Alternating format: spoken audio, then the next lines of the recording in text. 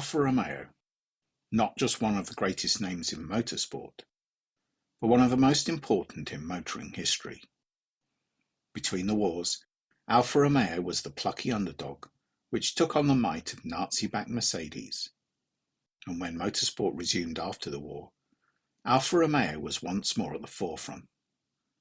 After withdrawing from Formula One in the early 50s, Alfa Romeo waited more than 20 years before making a return. And when it did, it was to be ill-fated, at a time when the company least needed the challenge of running a Formula One team, never mind an unsuccessful one.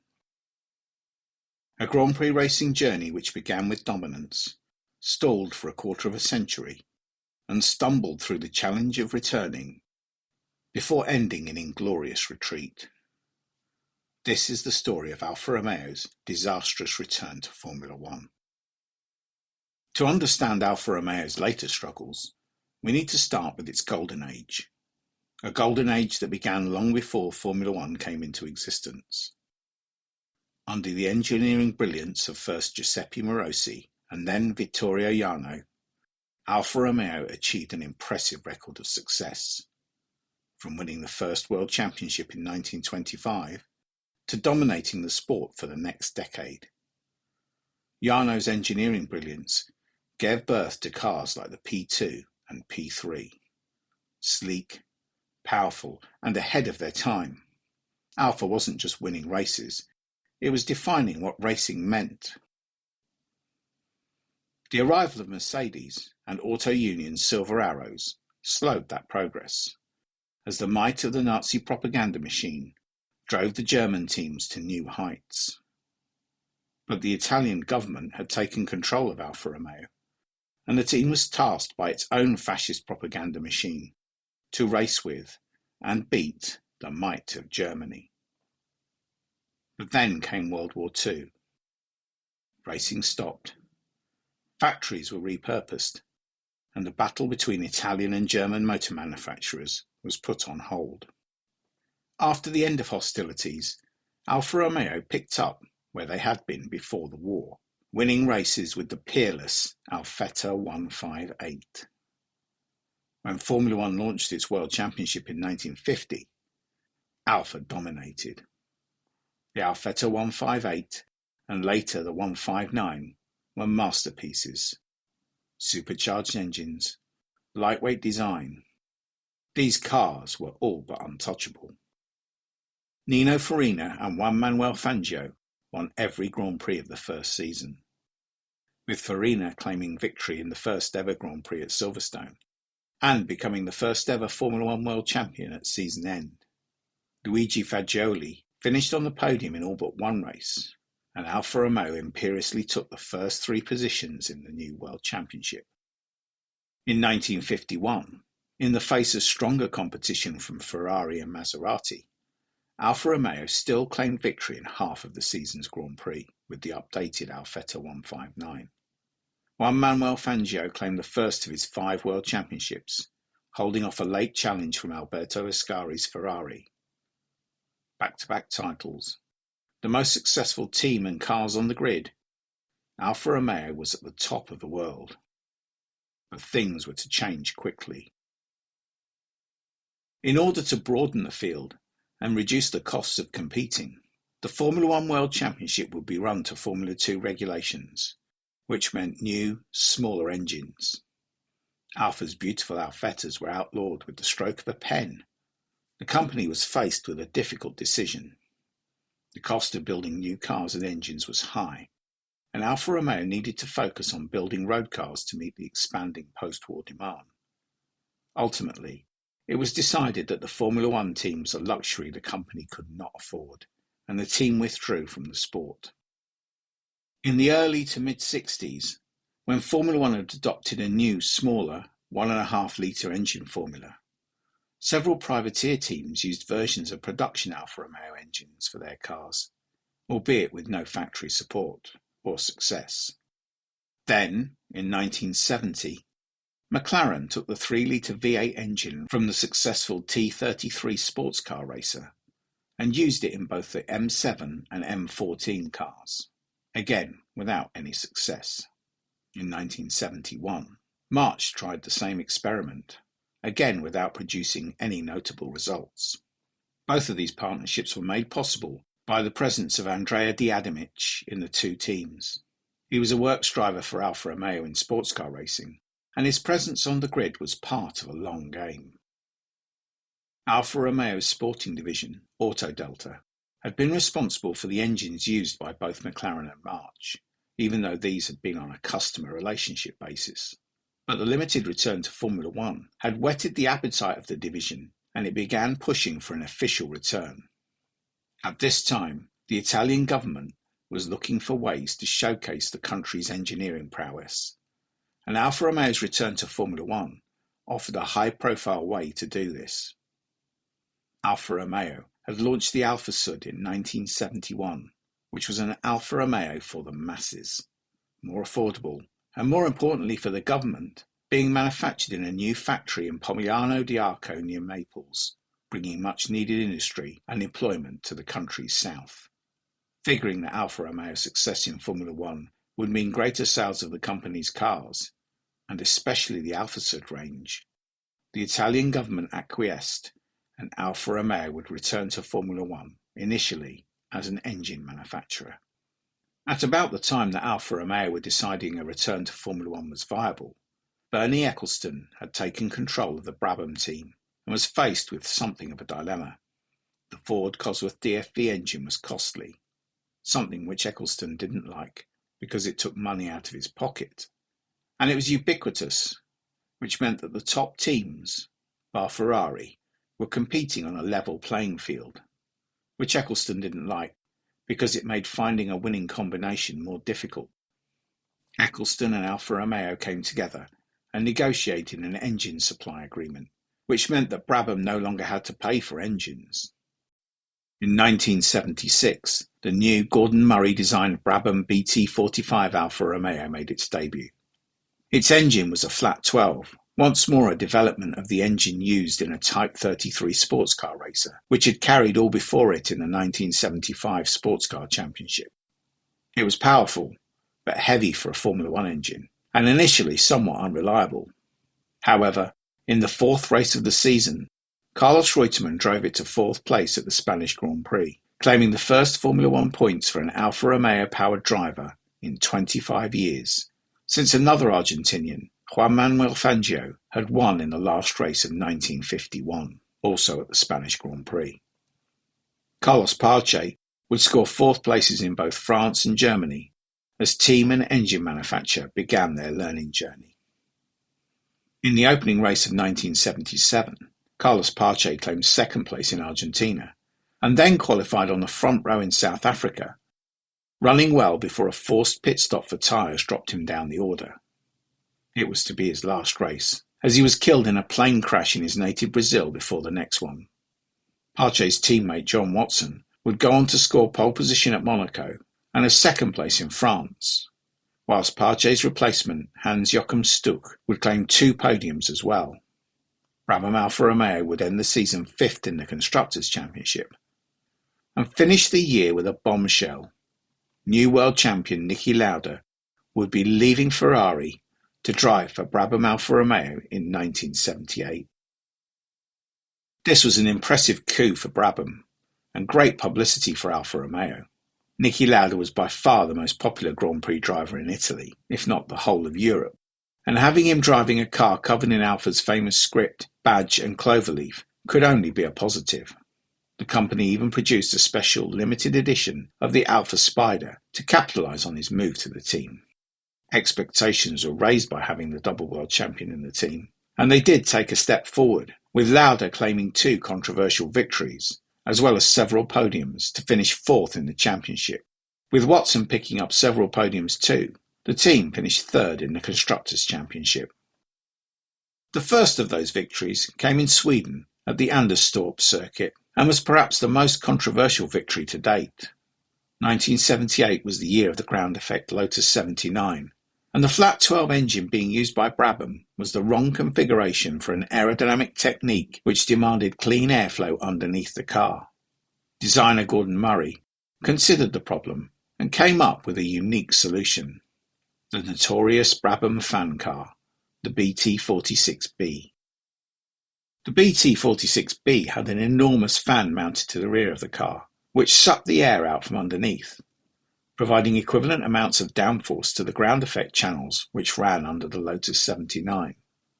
Movable aerodynamic devices were banned. However, Murray argued that the fan was a cooling device which sucked air through the car's radiators. As such, it was technically legal, albeit well outside the spirit of the regulations. Other team owners and drivers were furious, but the cars were allowed to race. Lauda and Watson qualified in second and third places behind Andretti's Lotus, and Lauda tracked Andretti for most of the race, before slipping past on the way to an infamous victory. After the race, the car never ran again. The stewards in Sweden had ruled that the car was legal, and the FIA examined it and agreed, but Bernie Ecclestone was playing a political game, which required the support of the other British teams, and the car was voluntarily withdrawn to avoid the breakup of his political group before it even got started. At Monza in September, Lauda took another victory for Brabham and Alfa Romeo. This time, though, criticism of the result was somewhat muted. The race had had to be restarted after a first corner accident, which had resulted in injuries to Ronnie Peterson, Vittorio Brambilla, and Harold Ertl. Peterson would later die as a result of his injuries. At the restart of the race, Mario Andretti and Gilles Villeneuve, who made up the front row of the grid, both jumped the start, and as a result received 1-minute penalties. Lauda and Watson crossed the finish line 46 and 48 seconds behind Andretti to claim a 1-2 finish for Brabham and Alfa Romeo. It was to be the last Formula One victory for an Alfa Romeo engine. Brabham Alfa Romeo finished an excellent third in the Constructors' Championship, but Alfa Romeo and Bernie Ecclestone were on the way to a breakup. Alfa Romeo had, over the course of 1978, decided that it should build and run its own car, and Ecclestone was less than impressed with that news. Brabham began building a Cosworth-powered version of its car, whilst Alfa Romeo introduced the 177 for the Belgian Grand Prix. This was a stopgap car, using the same flat 12 engine which was being used by Brabham. Bruno Giacomelli gave the car its debut and qualified a creditable 14th place, just one place behind Lauda in the Brabham Alfa Romeo, and ahead of both McLarens and Renaults, although a promising debut race was ended in a collision with the shadow of Elio De Angelis. The 177 would appear twice more, in France, where Giacomelli took it to the finish line, albeit in a distant 17th position, and again at Monza, where Brambilla brought it home in 12th. More importantly, Monza saw the debut of the new 179, powered by a new ground effect-friendly V12 engine. Ironically, a suggestion of Gordon Murray, who had wanted it for Brabham. It raced again in the last two races of the season, as Auto Delta started to get to grips with the challenge of competing at the highest level. For 1980, Alfa Romeo returned Bruno Giacomelli and added Patrick Depailler to the team. The Frenchman had looked a potential title challenger in 1979 before breaking his legs in a hang gliding accident.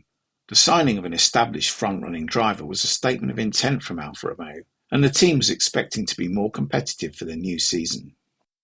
In the opening race of 1980, Giacomelli converted 20th place on the grid into a 5th place finish to score the first points for Alfa Romeo as a race entrant in almost 30 years. Whilst at the season's third round in South Africa, Depailler qualified 7th, the first time the car had started in the top 10, and in the following race at Long Beach, he qualified 3rd, with Giacomelli 6th. It seemed that Alfa Romeo were ready to compete at the front of the field. Sadly, in the race, Giacomelli had a nightmare, first spinning in front of the pack on the approach to the hairpin on lap 4, causing a multiple car accident. Then, after getting going again and moving his way back up through the field, Giacomelli chopped across Alan Jones-Williams when the race leader was about to lap him, taking both cars out of the race. At Monaco, the cars qualified 7th and 8th, but Giacomelli was eliminated when Derek Daly misjudged his braking into the first corner, launching the Irishman's Tyrrells into the air and destroying the Alfa in the process. The cars continued to qualify well, but between poor reliability and race incidents, there were no more points finishes. One or both of the cars had qualified inside the top 10 at every race since South Africa. In France, having qualified on the fifth row of the grid, both drivers retired with handling problems. Then, neither car finished after qualifying 6th and 8th for the British Grand Prix. Before the German Grand Prix, the team went to Hockenheim early to undertake testing to uncover the cause of its problems. During this test, Depailler suffered a rear suspension failure, with the car flipping over and running along the top of the track barrier, inflicting fatal head injuries on the Frenchman. At the German race, the team ran a single car for Giacomelli, who qualified poorly but raced well to take his second points finish of the season, once again crossing the line in 5th place. At Imola for the Italian Grand Prix, Giacomelli claimed his best qualifying position to date, taking 4th place on the grid. Alfa Romeo had been regularly out-qualifying Ferrari all season, but the Imola performance was a triumph for the team, and especially Auto Delta leader Carlo Citti, who had been sacked from Ferrari during the Palace Revolt nearly 20 years previously. Giacomelli and Citti laughed out loud at this small success, just 1 year since the team's return to the sport. History does not record Enzo Ferrari's reaction when he was told the news, but I'm certain it involved much banging of tables and Italian invective. Ironically, Giacomelli was eliminated from the race after running over debris from Villeneuve's crashed Ferrari, robbing him of what could have been the best result of his career. At the next race in Canada, Giacomelli repeated his 4th place qualifying result, and equally impressive was the performance of new teammate Andrea De Cesaris. The team had recalled Brambilla after Depailler's death, but the ageing racer had been struggling for performance. 21-year-old De Cesaris was at the opposite end of his career, and in his first Formula One qualifying, put the second Alfa in 8th place on the grid. The season ended with another first for Giacomelli, as he claimed pole position at Watkins Glen and led for the first 32 laps before electrical trouble ended his race. 1980 had been a big step forward for the team, and after just one full season, it looked like success was just a single step away, and that step was reliability. On the driver's side, Alfa Romeo signed 1978 world champion Mario Andretti, and hopes were high for a successful 1981. At Long Beach for the season opener, Andretti qualified 6th and Giacomelli 8th, and during the race, the American raced to a 4th place finish, with what should have been a double points finish ruined when Giacomelli was taken out in a misunderstanding with a pitting Jacques Lafitte. For the rest of the season, the story remained much the same. Decent performances in qualifying, followed by reliability issues and the occasional accident which prevented the cars from making it to the finish line. That was until Canada, the penultimate race of the season. There, after a disappointing qualifying, which saw the cars start from the 8th row of the grid, Giacomelli raced to a fine 4th place finish, whilst Andretti only just missed out on points, finishing 7th.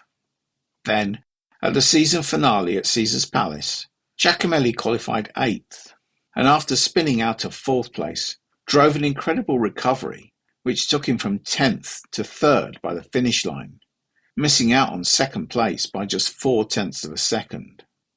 It was the first time an Alfa Romeo driver had stood on the podium for 30 years, and the only time that Giacomelli would do so in his short Formula One career. For 1982, there was once more hope that solid qualifying performance could be turned into race success. Andretti took his leave of Formula One at the end of 1981, and for 1982, De Cesaris returned to join Giacomelli. After the first race in South Africa, the aging 179 was replaced by the all-new 182, and in its second race at Long Beach, De Cesaris claimed pole position with Giacomelli in 5th. On race day, De Cesaris led the first 15 laps before being balked when lapping a backmarker, which allowed Lauda's McLaren to nip through into the lead. Rear brake failure meant that De Cesaris finished the race in the wall, whilst Giacomelli blew his chance after crashing into Renaulu's Renault while attempting to pass Lauda earlier in the race. A well-earned victory had been on the cards at Long Beach, but in Monaco, an unexpected victory was lost on the last lap. Giacomelli had qualified 3rd and De Cesaris 7th, and when rain came in the latter part of the race, Prost crashed out of the lead 3 laps from home. Patrese spun down the field on the last lap, and Pironi's Ferrari ground to a halt in a tunnel half a lap from home. De Cesaris, who had been running 4th, was now just half a lap from claiming Alfa Romeo's first win since its return in 1979, until the car ran out of fuel, allowing a recovering Patrese to take his first ever victory. De Cesaris was classified 3rd, taking his first ever podium finish. The car was showing good speed. De Cesaris qualified on the front row in Detroit, with Giacomelli 6th, but once again neither car would reach the finish line. Only 2 more points finishes were scored across the remainder of the season, despite the Alfa being the fastest of the non-turbo cars. The low point being the start of the Austrian Grand Prix, when De Cesaris swung across the track as the cars left the line, crashing into his teammate and eliminating both drivers before they had even reached the first corner. Much of the reason for the upturn in Alfa Romeo's performance was the result of it hiring legendary engineer Gérard Ducarouge, who had been sacked by Guy Ligier midway through the 1981 season. It was Ducarouge who persuaded Autodelta that it should follow the lead set by McLaren and create a monocoque made from carbon fibre. Together with the torquey V12 engine, the 182 was probably the 4th fastest car on the grid, and given the nature of the 1982 season, should have produced much better results. For 1983, Alfa Romeo would join the big guns, with a new turbo V8 engine which would allow it to compete with BMW, Renault and Ferrari on an equal footing. The cost of developing a 3rd new engine in just its 6th season back in Formula One, whilst also having little in the way of results to show for its spend, forced Alfa Romeo to restructure its team. Management and running of the cars was handed to Gianpaolo Pavanello's Euro racing operation for 1983, and young Italian Mauro Baldi replaced Giacomelli in the 2nd car, with De Cesaris becoming the clear team leader for the season. As well as running its own V8 turbo cars, Alfa Romeo would also be supplying its V12 to a seller for the 1983 season, with an agreement for the tiny team to receive a supply of the V8 turbo from 1984. 1983 brought new regulations, including a ban on ground effects, with all cars having flat bottoms. There were new rules on weight limits and safety features, which were to cause Alfa problems during the season too. Nevertheless, 1983 was to be the high point in the company's return to Formula One. The new season started with De Cesaris being disqualified for failing to stop for a weight check during qualifying, whilst Baldi qualified a respectable 10th in his first outing in the team, and ran in the top 6 for the early part of the race, before being eliminated in a collision with Derek Warwick's Tolman. Over the next 3 races, the team failed to get to the finish line even once, with De Cesaris suffering mechanical failures, whilst Baldi struggled to keep his car on the road. However, at Monaco, a track expected to exacerbate the car's mechanical issues, Baldi converted a 13th place qualifying position to 6th place at the line, scoring both the team's first finish and first point of the season. The next race in Belgium was to see the first Grand Prix on the newly reconfigured Spa circuit. It wasn't expected to be a competitive circuit for Alfa Romeo, whose engine was not thought to be as powerful as the established turbos from Renault, BMW and Ferrari. It was some surprise then when De Cesaris claimed 3rd position on the grid, and rather more so when he claimed the lead before the first corner, twice. The first time the start was aborted, and at the restart, De Cesaris simply exploded off the line and left the field behind. The Alfa looked fast and in control, and De Cesaris was pulling away from Alain Prost's Renault in 2nd place. But then came the pit stops. 1983 was the first time that the whole field chose to follow the lead of Brabham and stop at half distance for fuel and tyres. The Alfa Romeo team fumbled their pit stop. De Cesaris lost more than 25 seconds while stationary, and after the pit stops had played out, had fallen to 2nd place behind Prost. Immediately the Alfa Romeo started closing on the Renault, but the engine cried enough before De Cesaris could catch Prost. The outcome was a disappointment. However, Alfa Romeo had proved it had a car which qualified well and was fast enough to win races, if only it could resolve its reliability issues. For the rest of the season, the team focused on getting its cars to the finish line, and as a result, At least one car reached the finish line at almost every race. The rewards were quick in coming. In Germany, De Cesaris converted a third-place qualifying position to a second-place finish, the best result Alfa Romeo would score in its return to Formula One. In Holland, Baldi scored a fifth-place finish, which was to be the best result of his Formula One career. At Brands Hatch for the European Grand Prix, De Cesaris finished fourth, and then in the season finale in South Africa, De Cesaris once more claimed second place. If 1983's rule changes worked mostly in favour of Alfa Romeo, a regulation change in 1984 would seriously damage the company's chances. A ban on refuelling and a limit of 220 litres of fuel to last a whole race would cause Alfa Romeo problems, with its engine being accepted as the thirstiest turbo in the field. With the majority of the field now having turbo engines, things were about to get a lot more difficult for the team. For 1984, Alfa Romeo decided to refresh its driver lineup, recruiting Riccardo Patrese from Brabham and Italian-American Eddie Cheever from Renault. At least partly, this second choice was driven by a need to arrest falling sales of Alfa Romeos in the US market. The season seemed to start well.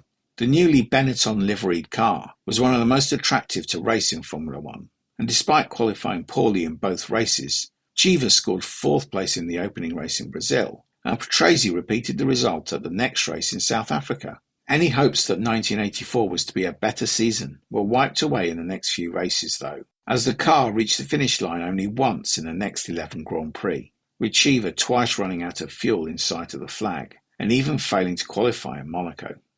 Piercarlo Ghinzani's fifth place in Dallas for a Sella was the best result for an Alfa Romeo-powered car during this downturn. In Italy, there was a mini turnaround. Firstly, both Alfas outqualified both Ferraris. Then, in the race, problems for the Brabhams elevated both cars into the points.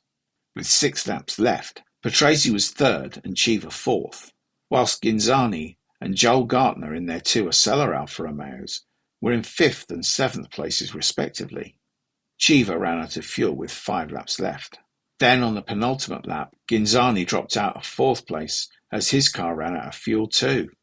Patrese would make it to the finish though, claiming the last podium of Alfa Romeo's return to Formula One, whilst Gartner would finish 5th, making it the best combined result of the season for Alfa Romeo-powered cars.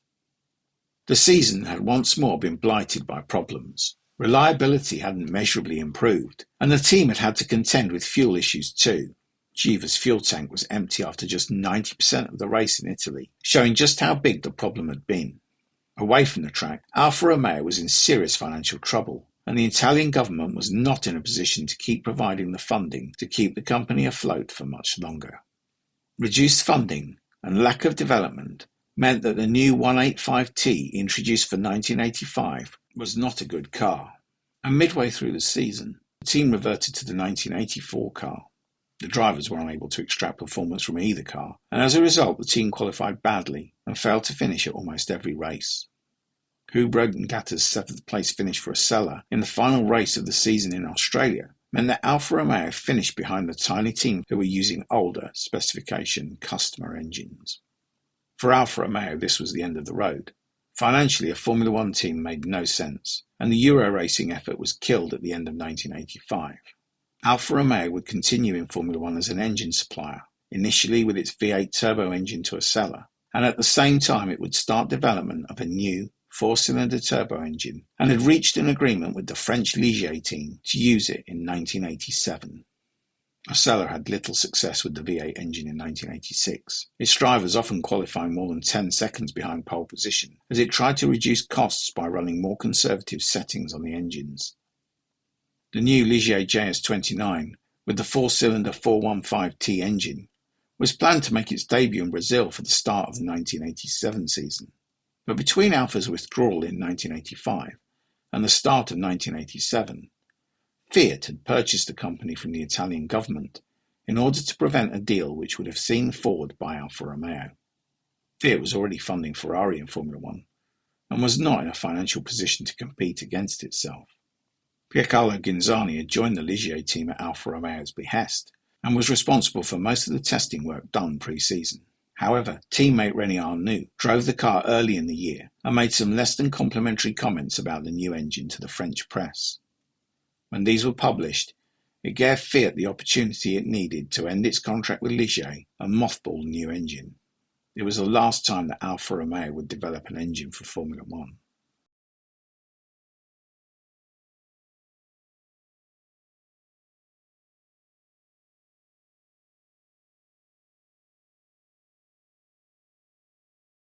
Osella continued using the now outdated V8 turbo through 1987 and 1988, removing the Alfa Romeo name in the final year. When the team switched to the normally aspirated Ford DFR in 1989, that was the end of Alfa Romeo's adventure. From 1976 to 1987, Alfa Romeo's Formula One return yielded 2 victories and 10 podium finishes as an engine supplier, 5 podiums as an entrant, and consumed a huge amount of funding which the parent company could ill afford. Alfa's withdrawal from Formula One coincided with the withdrawal of its cars from the US market. The failure of its Formula One return had meant that stateside sales had failed to recover, a large part of the reason why the company had required financial bailouts and, eventually, for Fiat's takeover. There was a turning point in Alfa Romeo's Formula One return, which turned it from success to failure. In 1978, the company's decision to pursue a team of its own damaged its relationship with Bernie Ecclestone and led to a split between the two parties. Given the success Brabham was to have in the 6 years between its split and Alfa Romeo closing its team, this was a disaster for Alfa Romeo. If it had stuck to the original plan and supplied the V12 to Brabham, it would have had a much higher likelihood of success. Pairing Gordon Murray's chassis with the torquey and powerful V12 would have been a much more competitive proposition. Brabham may still have pursued a partnership with BMW in 1982, but perhaps not if the Alfa partnership was delivering results. It's a story of what might have been. Instead, what we know is that Alfa Romeo's return to Formula One was a disaster, one which contributed to the company's failure and its current position as a minor sub-brand of the Stellantis Group. How the mighty fall.